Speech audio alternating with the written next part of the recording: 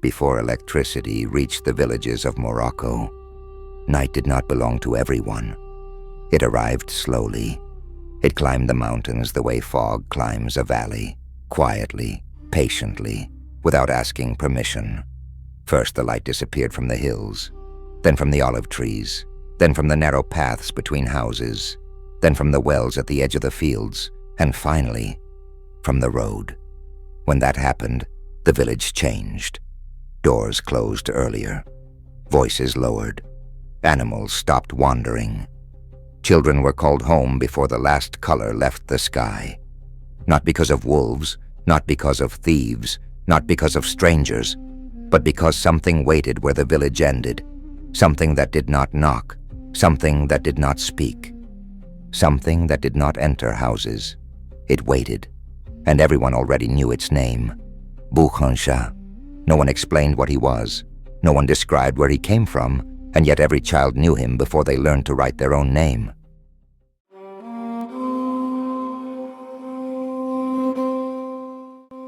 In those days, children did not learn about Boukhencha from stories. They learned about him from rules. Rules repeated every evening. Do not stay near the well after Maghreb. Do not cross the dry riverbed when the sun disappears. Do not walk between olive trees after sunset. Do not take the long road between villages alone. If you hear footsteps behind you, do not turn around. Come home before the sky becomes the color of stone, because Boukhencha waits there. He does not chase, he does not shout, he does not call your name. He waits, and the road after sunset belongs to him.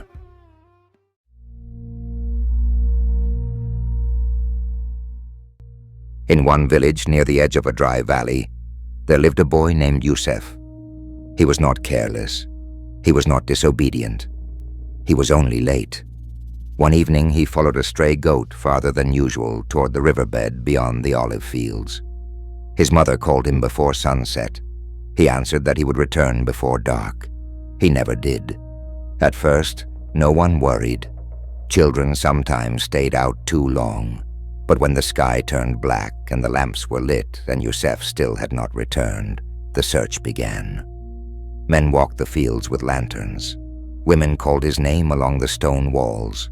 Neighbors crossed every path that led toward the hills. Near the edge of the dry riverbed, they found his shoes, placed side by side, as if he had stopped walking. Beside them were footprints, 2 sets, one small, one larger than any man in the village. They walked together for several steps, then stopped, as if someone had lifted him from the earth. No one found Youssef again. After that night, the warnings were no longer repeated softly. They were repeated with certainty. Come home before sunset, because Boukhencha walks after Maghreb.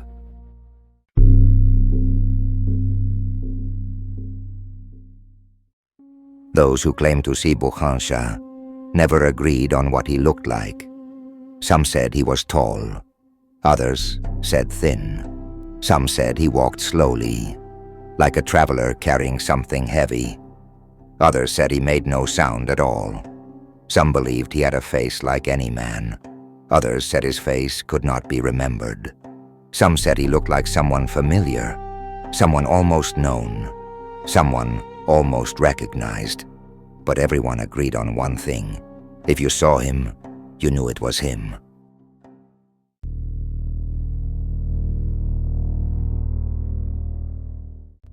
Children spoke most about the sack. They said Boukhencha carried something over his shoulder, wrapped in cloth, long, heavy, always moving slightly, even when he stood still. Some said it held bones.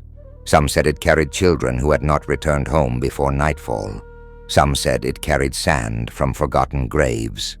Others said it carried names that had been lost from memory.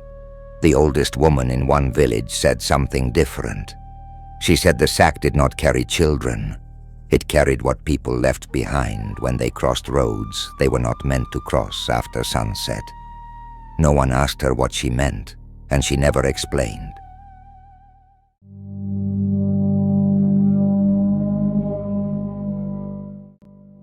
There was once a girl sent to fetch water after the sky had already turned dark. Her mother did not notice how late the evening had become. She walked alone to the old well at the edge of the fields. Someone was already standing beside it, tall, still, facing the water. She thought it was a neighbor. She lowered the rope. The bucket disappeared into the darkness below. The figure did not move. She lifted the bucket. Water spilled across the stones. Still the figure did not move. Then she noticed something strange. The ground beneath him was empty. There was no shadow. She dropped the rope and ran. The next morning, the bucket was waiting outside her house, full of water. No footprints around it, no marks in the dust, only silence. No one used that well after sunset again.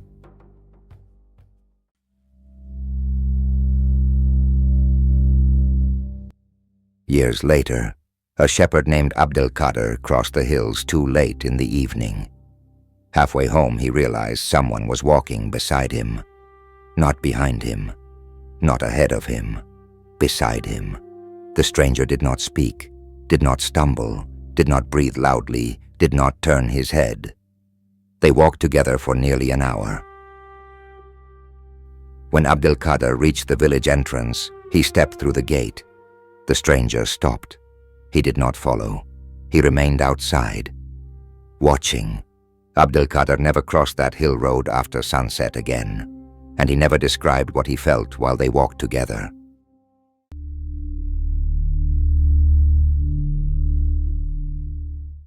Boukhencha never entered houses.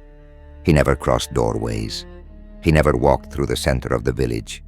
He waited where the last house disappeared behind you, near wells, near ruined walls, near dry riverbeds, near narrow paths between olive trees, near the roads that connected one village to another. He stood where safety ended, and the unknown began.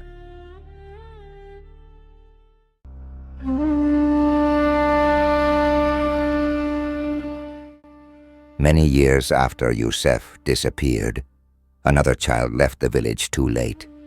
This time, the search began immediately. Men followed the path before the night became too dark.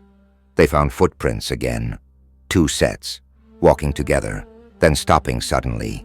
No marks of struggle, no broken branches, no sign of falling, only absence. After that night, people stopped saying Boukhencha was only a story told to children. They began saying he walked the old roads.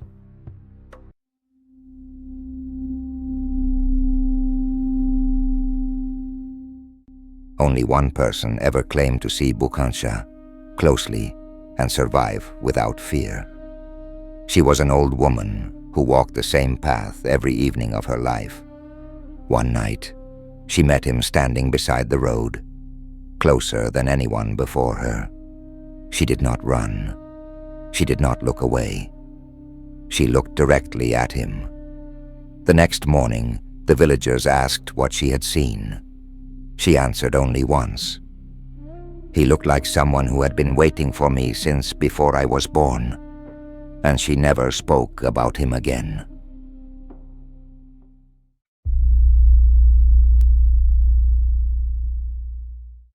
Long before roads were paved, before wells were covered, before electric poles crossed the hills, people in the mountains already spoke about watchers who stood outside settlements after sunset.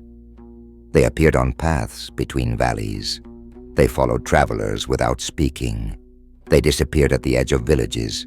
They belonged to the land itself. Some elders believed Boukhencha was older than his name, older than the language used to describe him, older than the villages that feared him.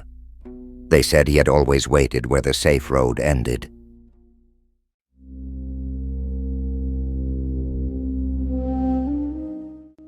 Stories like his were not told in one village only. In Algeria, travelers spoke of silent figures who followed them along dry riverbeds but never entered settlements. In Tunisia, elders warned children about sack carriers waiting near abandoned wells after sunset. In the Sahara, caravan guides told stories of watchers who walked beside travelers but disappeared when they reached campfires. Different names, Same silence, same roads, same boundary between safety and wilderness. It seemed Boukhencha was not alone. He belonged to a wider memory of the night across North Africa.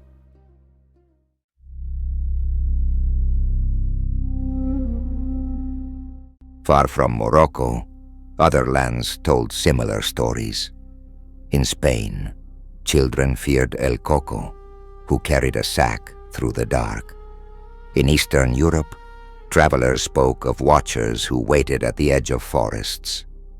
In the Middle East, elders warned of figures who followed those who walked alone after sunset. Different names, different faces, same rule: do not cross the boundary after dark. It seemed every village in the world once believed the road changed when the sun disappeared.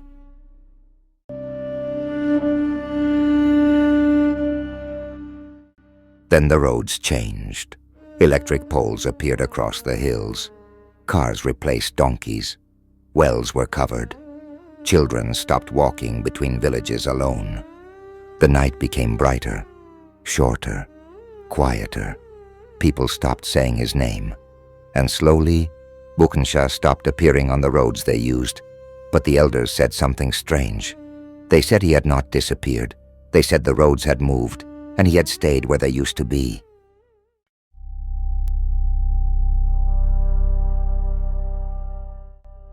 Not long ago, a boy walked between two villages after sunset.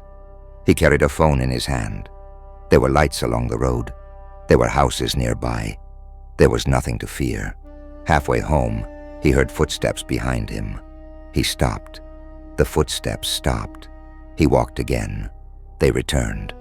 Always the same distance behind him. He reached home before turning around. Inside his bag he found sand. Cold sand. He had not carried it with him. He never walked that road again after sunset.